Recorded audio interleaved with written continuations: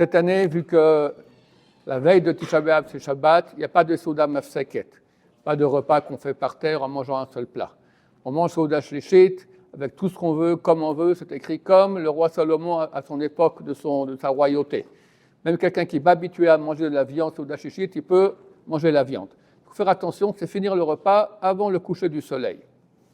Évidemment, il faut beaucoup boire. On ne peut pas dire « bois beaucoup » parce que comme ça que tu sois en forme pour le jeûne.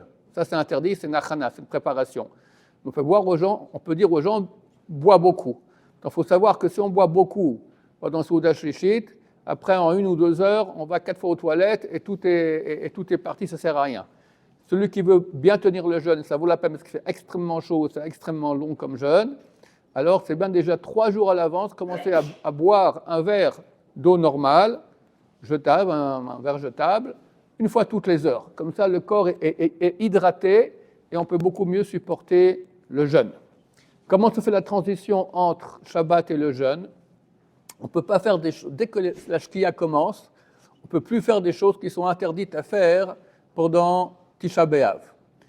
Mais on ne peut pas non plus montrer qu'on est en deuil, parce que c'est encore Shabbat. Il y a une période qui va, le Rav Ovadia Yosef dit 20 minutes, le Rabbi Son dit 27 minutes. Toute cette période-là, depuis le coucher du soleil, on ne peut pas faire des actes qui montrent qu'on est déjà Tisha B'Av. Donc on reste avec les chaussures de cuir, on reste avec les habits de Shabbat.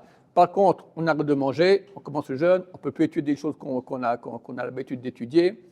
En passant, c'est mieux déjà toute l'après-midi de ne plus étudier des choses qu'on a l'habitude, d'étudier que des choses qu'on peut étudier pendant Tisha B'Av, c'est mieux. Mais là, dès le coucher du soleil, c'est bien obligatoire, on ne peut pas se laver, etc. Mais le fait que je ne me lave pas ou que je ne mange pas, je ne montre pas que je suis en deuil. Ça va, on peut rester un moment dans la vie sans se laver et sans manger. Donc je ne suis pas encore en deuil. Par contre, si j'enlève les chaussures, là, je montre que je suis en deuil. Le Rabbi Sion, il donne un truc, il dit, c'est bien d'aller se reposer. Quand on est reposé, c'est normal, quelqu'un normal, il ne veut pas se reposer avec les chaussures, il enlève les chaussures. Mais ce n'est pas parce que c'est le jeûne qui t'est arrivé, parce qu'il veut se reposer.